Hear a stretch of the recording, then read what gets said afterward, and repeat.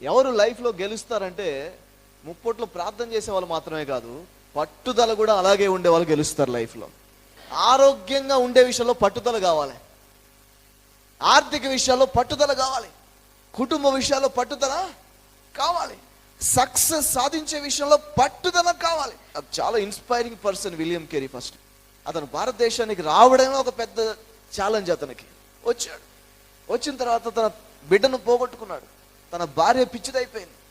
లోకల్గా ఉండేటువంటి అప్పుడు ఇంగ్లీష్ గవర్నమెంట్ అతనికి అవకాశం ఇవ్వలేదు. వెళ్ళిపోయి ఇక్కడి నుంచి మీకు మేము సపోర్ట్ చేయం, మేము ఒక ఉద్దేశంతో వచ్చావు, నువ్వు ఒక ఉద్దేశంతో వచ్చావు, నీ ఉద్దేశం మా ఉద్దేశం సింక్ అవ్వట్లేదు, కాబట్టి నువ్వు గో బ్యాక్ టు ఇంగ్లాండ్ అన్నారు అతన్ని.